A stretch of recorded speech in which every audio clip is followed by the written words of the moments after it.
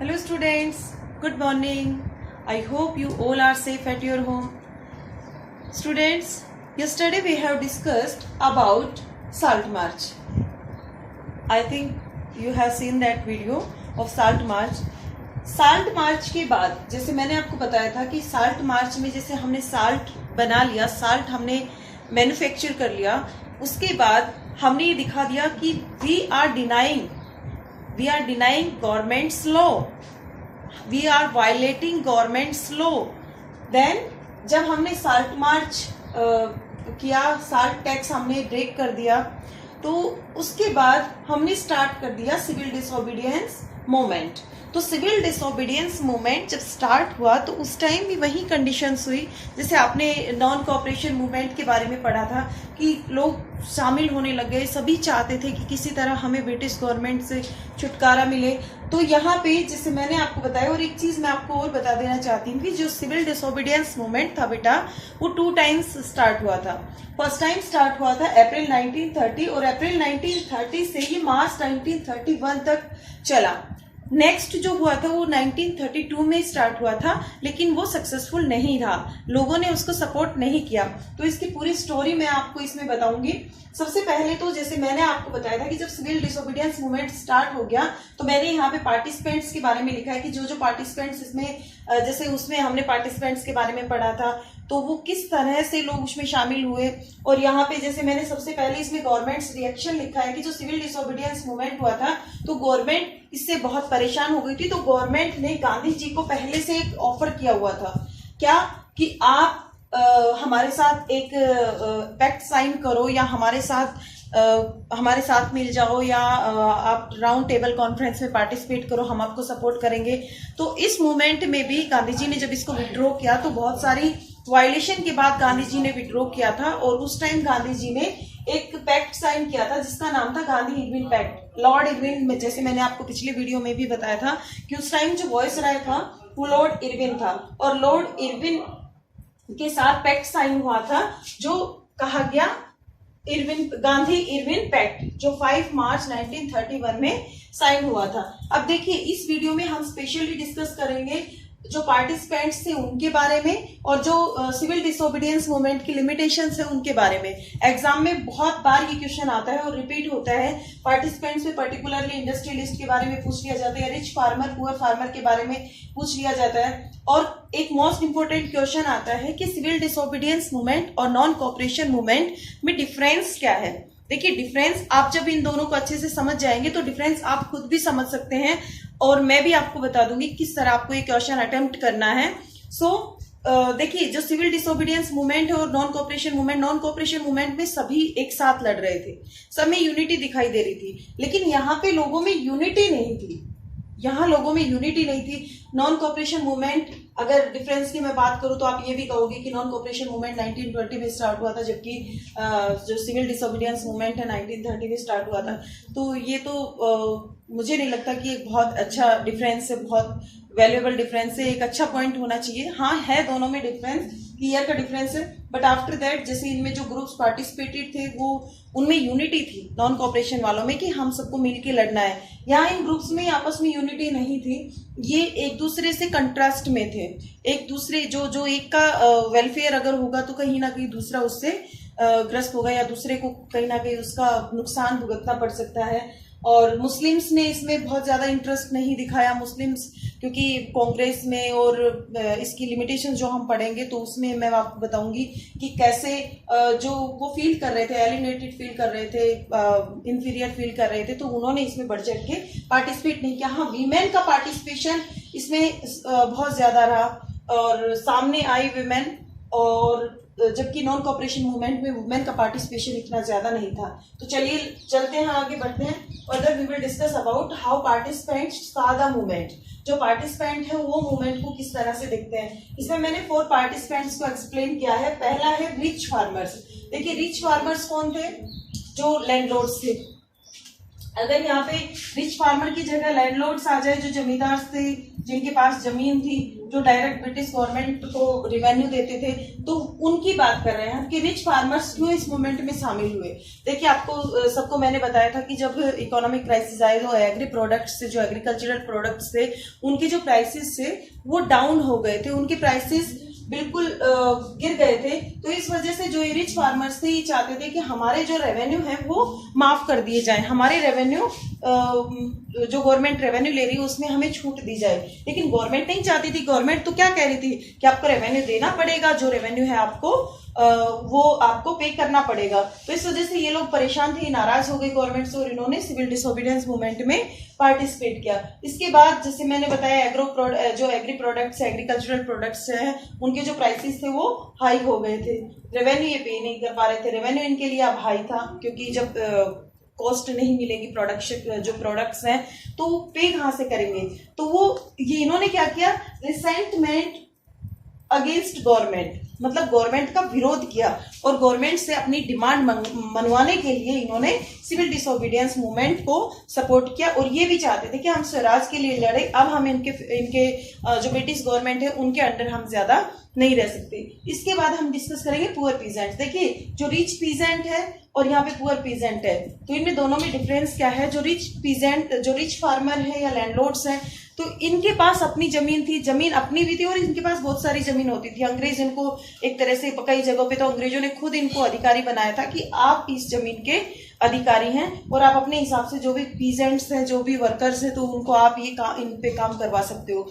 लेकिन ये जो पुअर पीजेंट थी, वो लोग थे जो रेंट पे लेके कल्टीवेशन करते थे। रेंट पे जमीन ली किससे, लैंडलॉर्ड से, और फिर कल्टीवेशन किया। अब आप देखेंगे भाई, ये क्या चाहेगा, मेरा खर्चा कम लगे, मेरा प्रोडक्शन ज्यादा हो। ये क्या चाहेगा, मेरे को वेज ज्यादा मिले, है ना। तो ये कम वेज देना चाहेगा, ये ज्यादा लेना चाहेगा। ऑफकोर्स ये कंट्राडिक्शन है दोनों में। और यहाँ पे ये भी हालांकि फेवर में थे कि अगर रेवेन्यू गवर्नमेंट अगर रेवेन्यू नहीं लेती है जो लैंडलॉर्ड्स है, तो हमारा भी कुछ बेनिफिट होगा, तो हमें भी कुछ रेंट में रिलैक्सेशन मिलेगा। ये भी चाहते थे कि जो हमने जो रेंट पे नहीं किया है, जो अनपेड हमारा रेंट है, तो उसको कहीं ना कहीं उसमें छूट दी जाए, या उसको माफ कर दिया जाए, रेमिट कर दिया जाए। ये इनकी डिमांड थी, किनकी, पुअर पीजेंट्स की। साथ में ये रेडिकल मूवमेंट को सपोर्ट करते थे। REDI है ये, REDICL रेडिकल मूवमेंट। आपने जब 9th क्लास में अगर पढ़ा होगा, उसमें सोशलिज्म और कम्युनलिज्म को बहुत सपोर्ट किया गया था। रशियन रेवोल्यूशन वाले चैप्टर में आपने अच्छे से देखा होगा। तो ये रेडिकल मूवमेंट को, ये सोशलिज्म और कम्युनिज्म वाले आइडिया को ज्यादा लेके बैठे हुए थे पुअर पीजेंट्स, तो ये उसको सपोर्ट करते थे, जबकि जो रिच फार्मर्स है उसके सपोर्ट में नहीं थे। तो कांग्रेस इसमें, जैसे कांग्रेस जो थी, कांग्रेस के जो लीडर्स थे वो भी ओपनली पुअर पीजेंट को सपोर्ट नहीं कर रहे थे। क्यों नहीं कर रहे थे, क्योंकि देखिए जो मूवमेंट हो रहा था, तो उसमें चाहे ये रिच फार्मर्स हो, चाहे इंडस्ट्रियल ओनर्स हो, ये बहुत सारा पैसा दे रहे थे। किसको, गवर्नमेंट को, सॉरी, अपनी जो कांग्रेस पार्टी है उसको सिविल डिसोबीडियंस मूवमेंट में खर्च करने के लिए बहुत सारे फंड भी देते थे अपने जो लीडर्स थे उनको। तो जो कांग्रेस पार्टी के लीडर्स थे वो नहीं चाहते थे कि हम रिच फार्मर से या लैंडलॉर्ड से प्रॉब्लम मोल ले या उनसे झगड़ा करें इनके लिए। तो ये पुअर पीजेंट्स को सपोर्ट नहीं किया कांग्रेस ने, अनविलिंगली, मतलब इनके लिए विलिंगली इंटरेस्टेड नहीं थे कि हम इनको सपोर्ट करें। चलिए नेक्स्ट हम बात करते हैं इंडस्ट्रियल ओनर की। इंडस्ट्रियल ओनर कौन है, आपको पता है। जैसे अगला जो चैप्टर आएगा आपका वो इंडस्ट्रियलाइजेशन का चैप्टर है। तो इंडस्ट्रियलाइजेशन के चैप्टर में जब आप इसको डीपली पढ़ोगे, इंडस्ट्रियलाइजेशन वाले चैप्टर को, तो आपको अच्छे से समझ आएगा। अब इंडस्ट्रियल ओनर, उसमें क्या हुआ था, फर्स्ट वर्ल्ड वॉर जब हुई थी 1914 to 18 में, तो उस टाइम जो ब्रिटिश कंपनियां थी, ब्रिटिश जो फैक्ट्री थी, इंडस्ट्रीज थी, वो किसमें इन्वॉल्व थी, वार नीड्स के गुड्स में इन्वॉल्व थी, उनको प्रोडक्शन में उनके प्रोडक्शन में लगी हुई थी। जबकि जो इंडियन इंडस्ट्रीज थी वो जो नेसेसिटी की जो चीजें हैं, जैसे कपड़े हैं या और कोई चीजें हैं, तो उनको बनाने लग गई थी, जो कि पहले बंद हो चुकी थी। कुछ इंडस्ट्रीज जो बंद हो चुकी थी वो रीस्टार्ट हो गई थी और न्यू इंडस्ट्रीज सेटअप होने लग गई थी। तो यहाँ पे जो इंडस्ट्रियल वर्कर, इंडस्ट्रियल ओनर्स हैं, बहुत ज्यादा एग्जिस्टेंस में आए, बहुत सारी इंडस्ट्रीज एग्जिस्टेंस में आई। तो ये क्या चाहते थे, इन्होंने सिविल डिसोबीडियंस मूवमेंट को क्यों सपोर्ट किया।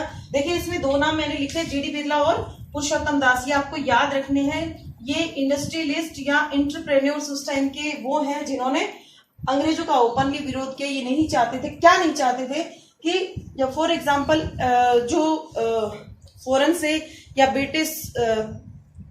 जो ब्रिटिशर्स भेज रहे हैं हमारे यहाँ पे, इंग्लैंड से जो भी सामान भेज रहे हैं हम उसको इंपोर्ट कर रहे हैं, तो कहीं ना कहीं हमारे जो देश के लोग हैं वो उसको खरीद रहे हैं। फॉर एग्जांपल आज आप दूसरे देश का सामान खरीदते हैं, दूसरे देश के कोई वो चाइना का भी हो सकता है, यूएसए का भी हो सकता है, और उसको यूज करते हैं और आप उसके लिए पे करते हैं, तो वो पैसा कहाँ जाएगा? वो विदेश में जाएगा। अगर आप अपने देश की बनी हुई चीजें यूज करेंगे तो वो पैसा कहाँ रहेगा? अपने देश में रहेगा। तो ये भी यही चाहते थे कि हम उनकी जो इम्पोर्टेड जो गुड्स हैं, ठीक है, उनसे हम अपने आप को प्रोटेक्ट करना चाहते हैं, उनसे हम अपने आप को बचाना चाहते हैं। हम उनके ऊपर या तो चाहे आप टैक्स बढ़ाइए या जो भी है, जो बाहर से सामान आता है, जो कि अंग्रेजों ने बिल्कुल नहीं कर रखा था कि ब्रिटिश गुड्स जो भी आएंगे उसके ऊपर टैक्स नहीं लगेगा, या उनको कहीं ना कहीं जो नेटिव इंडस्ट्रीज थी और नेटिव इंडस्ट्रीज के जो इंडस्ट्रियल ओनर थे वो चाहते थे कि जो इम्पोर्टेड गुड है या तो बंद, हम उनसे कॉम्पीट नहीं करेंगे, हमारे देश में हमारा ही गुड यूटिलाइज होना चाहिए। और ये इसके खिलाफ थे, जो इम्पोर्टेड गुड है उसके खिलाफ ये प्रोटेक्शन चाहते थे।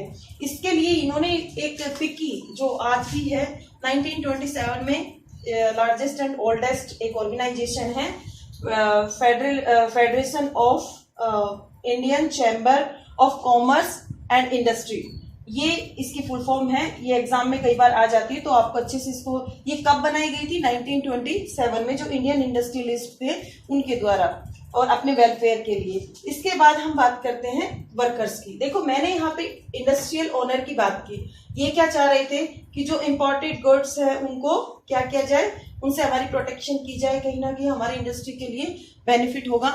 यहाँ ये वर्कर्स है, ये वर्कर्स का और जो इंडस्ट्रियलिस्ट जो भी ओनर है उनमें भी आपस में कंट्राडिक्शन है। तो कंट्राडिक्शन क्या है कि वर्कर्स, देखिए कोई भी इंडस्ट्री है अपने वेलफेयर के लिए क्या करेगी कि भाई हमारे यहाँ पे वर्कर जॉब करें, ज्यादा टाइम तक करें, ज्यादा बेनिफिट हो, जबकि वर्कर्स क्या चाहेंगे कि फिक्स आवर्स हो, वर्किंग आवर्स के बेसिस ज्यादा हो।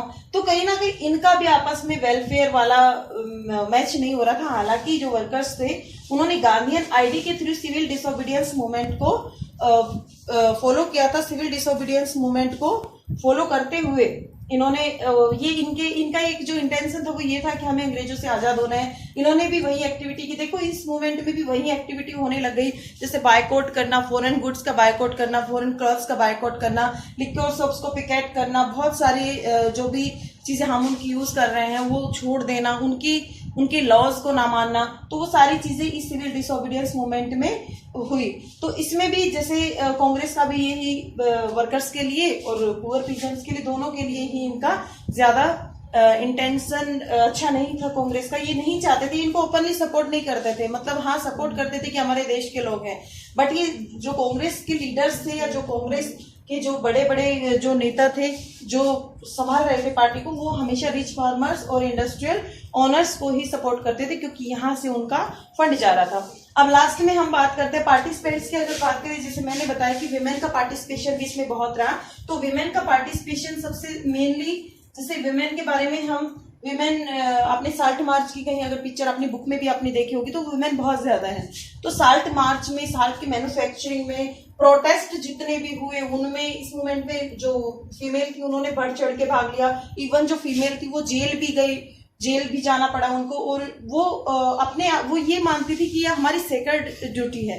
सेक्रेड ड्यूटी का मतलब होता है पवित्र एक सोच रखना या उसके लिए काम करना। जैसे कोई हम मंदिर जाते हैं या भगवान की पूजा करते हैं तो इससे हमें अच्छा लगता है, तो वो यही सोचती थी कि ये हमारा कर्म है, ये हमारी ड्यूटी है अपने देश के लिए। और गांधी जी के व्यू लेकिन क्या थे, गांधी जी हालांकि सपोर्ट करते थे कि भाई बहुत अच्छी बात है कि विमेन ने पार्टिसिपेट किया, तो लेकिन गांधी जी ये कहते थे कि एक अच्छी बात है कि पार्टिसिपेशन किया, लेकिन एक कुशल गृहिणी होना भी जरूरी है कि घर का काम करे, घर के अपने बच्चों का अच्छे से लालन पालन करे, उन्हें अच्छी शिक्षा दे।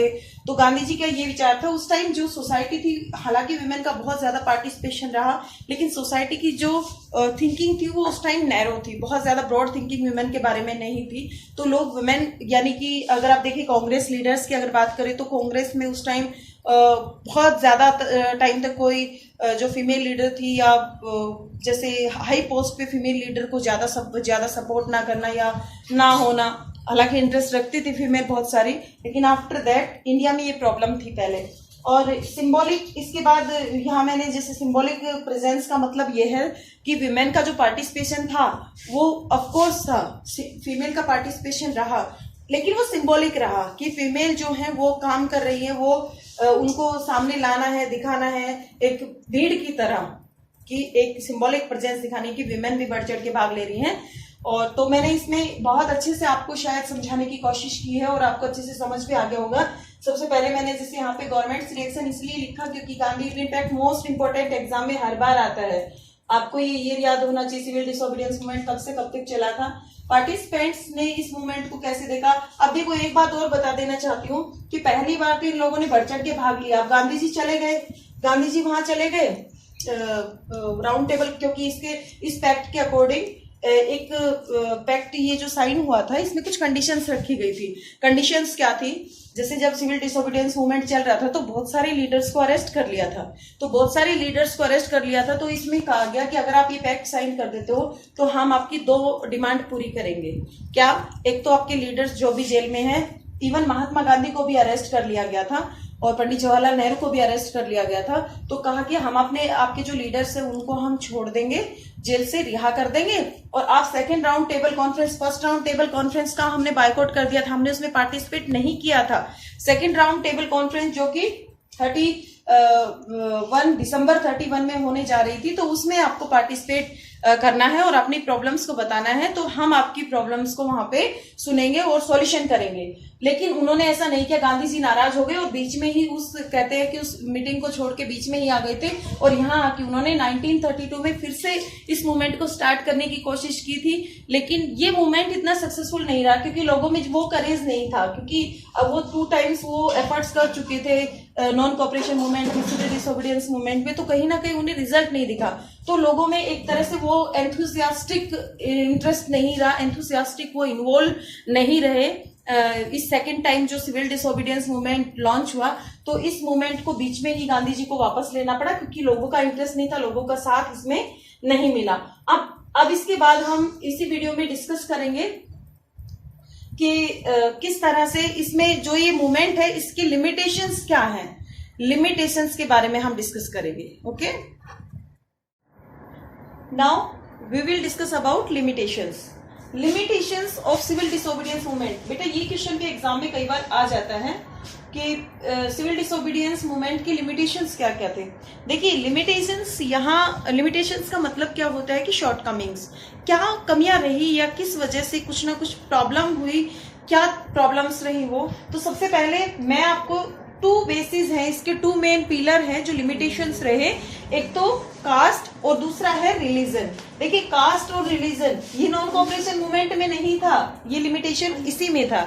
इसमें क्यों था? क्योंकि कांग्रेस में, आप एक बात को ध्यान रखना कि कांग्रेस एक हिंदू डोमिनेटेड पार्टी माना जाता था। जो मुस्लिम थे वो क्या कहते थे कि जो कांग्रेस है वो हिंदू डोमिनेटेड पार्टी है, और जो दलित थे, दलित कौन, लोअर कास्ट जो पीपल थे, वो क्या कहते थे कि जो कांग्रेस पार्टी है वो ब्राह्मण डोमिनेटेड पार्टी है। तो कहीं ना कहीं दोनों ही पॉइंट हमारी सोसाइटी में, जो कि आज भी मुझे लगता है कि कहीं ना कहीं स्प्रेडेड है। तो इसमें आपको इजी ट्रिक मैं आपको बताती हूँ इसको लर्न करने की, कि जब भी लिमिटेशंस आ जाए तो आपको ये लर्न करना है कि एक तो इंडिविजुअल और एक ग्रुप, यानी कि इंडिविजुअल और ग्रुप कौन सा, कि एक जैसे 2 मेन पिलर आपको याद रहेंगे, कास्ट और रिलीजन, जिसपे मैं बात करूंगी अभी। तो कास्ट और रिलीजन में भी 2 सब पार्ट्स आप याद रखना। एक तो इंडिविजुअल, इसमें नाम याद रखना, doctor BR Ambedkar versus Gandhi ji, और यहाँ पे हरिजन्स वर्सेस ब्राह्मण। इसमें सेम ऐसे ही है। रिलीजन में जो मैंने आपको इम्पोर्टेंट बताया है कि मोहम्मद अली जिन्ना, जिन्होंने डिमांड की थी किसकी, पाकिस्तान की, अ मुस्लिम कंट्री, तो मोहम्मद अली जिन्ना वर्सेस MR जयकर और मुस्लिम्स वर्सेस हिंदू। तो देखिए सबसे पहले हम डिस्कस करेंगे कास्ट के बारे में। इसका बहुत बड़ा एक पॉइंट है और एक क्वेश्चन भी आता है एग्जाम में। पूना पैक्ट जो कि 1932 में पास हुआ था, 1932 में साइन हुआ था गांधी जी और बी आर अम्बेडकर के बीच। तो इसमें क्या, इसका जो पॉइंट है ये हम इस तरह से इसको समझ सकते हैं कि जब ये मूवमेंट चल रहा था या कांग्रेस के बारे में जो लोगों की धारणा थी वो ये थी कि जो कांग्रेस है वो ब्राह्मण डोमिनेटेड पार्टी है, ब्राह्मण डोमिनेटेड पार्टी है। लेकिन गांधी जी क्या कहते थे, कांग्रेस और कांग्रेस में भी जो लोग थे ना, वो कांग्रेस में भी ज्यादातर ब्राह्मण ही थे, अपर कास्ट पीपल थे। तो कांग्रेस के जो लीडर्स थे वो नहीं चाहते थे कि हम दलित्स को शामिल करें। उनका जो इंटेंशन था वो ये था कि अगर हमने दलित को शामिल कर लिया तो शायद जो अपर क्लास पीपल हैं, आपको पता है कि जब हम इंडिपेंडेंट नहीं हुए थे तो उस टाइम कास्टिज्म कितना ज्यादा था, कास्टिज्म बहुत ज्यादा था। डॉक्टर बी आर अम्बेडकर ने अपनी लाइफ में इतने ज्यादा जो उनके साथ जो भेदभाव हुआ, जो उनके साथ हुआ, शायद आप सभी को पता है, नहीं पता तो इसके बारे में भी मैं आपको कभी बताऊंगी। तो डॉक्टर बी आर अम्बेडकर इस चीज को देख चुके थे कि जो सोसाइटी में दलित को लेके जितनी बुरी धारणाएं हैं तो वो बहुत गलत है। तो ये क्या चाहते थे कि हमारा जो ग्रुप है, यानी कि जो दलित का ग्रुप है, उसको कुछ ना कुछ अलग मिलना चाहिए, हम अलग हो जाएंगे, हम अपने आप को अलग कर लेंगे। तो इन्होंने क्या किया, इन्होंने डिमांड की किसकी, सेपरेट इलेक्ट्रेट की, सेपरेट इलेक्ट्रेट की डिमांड की। इसका देखो एक इन्होंने एसोसिएशन बनाया जिसका एसोसिएशन का नाम था डिप्रेस क्लासेस एसोसिएशन, जो 1930 में बनाया इन्होंने। अब इसका क्या था कि जितने भी दलित हैं पूरे देश में उनका एक अलग से, जैसे सेपरेट इलेक्ट्रेट का मतलब क्या है कि एक जैसे पार्लियामेंट है तो इस पार्लियामेंट में जितने भी लोग हैं, आजकल आप देखते हो उसमें रिजर्व कॉन्स्टिट्यूएंसी का प्रावधान है कि 84 सीट्स रिजर्व हैं, एससीज के लिए 47 रिजर्व हैं, एसटीज के लिए जो हमारी जो पार्लियामेंट है उसमें। तो यहाँ क्या है कि उन्होंने, उनका कहने का मतलब सेपरेट इलेक्टेड का मतलब है कि हम अपनी अलग ही पार्लियामेंट बनाएंगे, हमें एरिया दे दो कि इस एरिया में हमारे ही लोग इलेक्शन लड़ेंगे, हमारे ही लोगों का, कि यहाँ पे पार्लियामेंट होगी इतने लोग इतने एरिया में, तो हम अलग सेपरेट इलेक्टेड के हम डिमांड कर रहे हैं। लेकिन गांधी जी नहीं माने इस बात को, क्योंकि गांधी जी सपोर्ट करते थे दलित को। गांधी जी की जो आइडियोलॉजी थी वो हमेशा सोसाइटी के जो गांव है या सोसाइटी का जो सबसे निचला वर्ग है उसको अपलिफ्ट करने की थी उनकी आइडियोलॉजी। वो चाहते थे कि सोसाइटी का जो सबसे नीचे वाला हिस्सा है, जो बॉटम पे है, उसको अगर हम अपलिफ्ट करेंगे तो सोसाइटी अपने आप अपलिफ्ट हो जाएगी। तो गांधी जी ने क्या कहा कि जो दलित है, दलित को गांधी जी ने एक नाम दिया हरिजन। हरिजन का मतलब है चाइल्ड ऑफ गॉड। हरि का मतलब भगवान विष्णु, जन का मतलब लोग, यानी कि भगवान के लोग या भगवान के बच्चे। जो दलित है वो तो हरिजन है, हरि के जन है, आज भी ये कहा जाता है हरिजन उनके लिए। तो कहीं ना कहीं गांधी जी कहते थे कि ऐसा नहीं होना चाहिए। क्यों नहीं होना चाहिए कि अगर ऐसा हुआ तो हमारी जो सोसाइटी है, जो हम एक यूनिटी की बात करते हैं, वो यूनिटी हमारे देश में नहीं रहेगी, और दूसरी जो ताकत है, जो कोलोनाइजर्स है, वो इस बात का गलत फायदा उठा सकते हैं और हमारे जो देश है उसका भी डिवीजन हो जाएगा, जो हमारे लिए सही नहीं है। तो गांधी जी ने क्या किया, जैसे आपको पता है कि जैसे मैंने अभी बताया था कि सभी लीडर्स को जेल में डाल दिया गया था, इवन गांधी जी को भी जेल में डाल दिया गया था जब उन्होंने मूवमेंट किया था। तो बी आर अम्बेडकर, ऐसा कहा जाता है कि बी आर अम्बेडकर जेल में ही उनसे मिलने गए थे और जेल में ही गांधी जी ने अनटू डेथ का एक डिसीजन ले लिया था कि अगर बी आर अम्बेडकर नहीं मानेंगे, मेरी बात नहीं मानेंगे या सेपरेट इलेक्ट्रेट का जो आइडिया है उसको नहीं छोड़ देंगे, तो मैं I would be fast unto death, मैं अपनी डेथ तक फास्ट रखूंगा, यानी आमरण अनशन जिसको कहते हैं। तो गांधी जी ने ऐसा डिसीजन लिया। तो बी आर अम्बेडकर थोड़े से समझदार इंसान थे। वो समझते थे कि अगर ये गांधी जी की रिस्पेक्ट भी करते थे, तो वो समझते थे कि अगर ऐसा कुछ हो गया, कुछ गलत हो गया, तो शायद ये सही नहीं होगा कि मेरी वजह से या मैंने गांधी जी की बात नहीं मानी।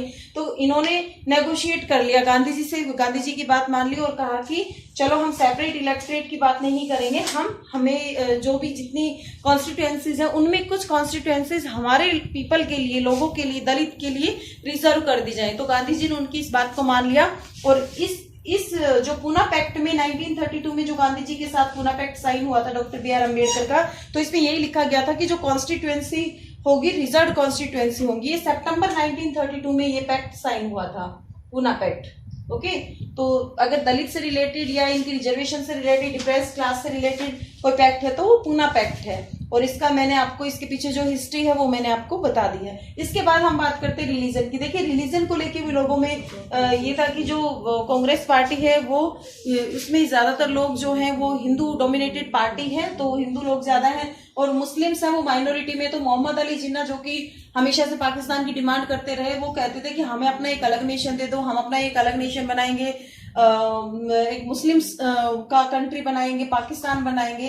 तो लेकिन जो जयकर थे, जो एमआर जयकर थे, एमआर जयकर एक ब्राह्मण ही थे, ये भी सॉरी हिंदू थे, और ये कहते थे कि ऐसा कुछ नहीं होगा, क्योंकि अगर ऐसा हुआ तो हमारा जो कंट्री है वो डिवाइड हो जाएगा, उसकी जो यूनिटी है वो भंग हो जाएगी। तो यहाँ पे हमने देखा कि ये दोनों में ही कॉन्फ्लिक्ट हो रहे हैं, यहाँ पे कोई नेगोशिएशन नहीं हुआ, कोई नेगोशिएशन की गुंजाइश नहीं थी, इसलिए जो पाकिस्तान है वो कंट्री बना बाद में। तो नेगोशिएशन यहाँ पे नहीं हुआ, कोई नेगोशिएशन नहीं हुआ। तो इसको आपको ध्यान में रखना है कि सिविल डिसोबीडियंस मूवमेंट की जो लिमिटेशन है उसमें 2 पिलर मेन है, कास्ट और रिलीजन। और इसमें कास्ट के बेस पे मैंने आपको बताया पूना पैक्ट है, यहाँ पे कोई नेगोशिएशन नहीं हुआ। ये आपको याद रखना है इंडिविजुअल्स का और ग्रुप का। तो इंडिविजुअल में मोहम्मद अली जिन्ना वर्सेस एमआर जयकर, और ग्रुप में मुस्लिम वर्सेस हिंदू। आई होप यहाँ तक आपको समझ में आ गया होगा।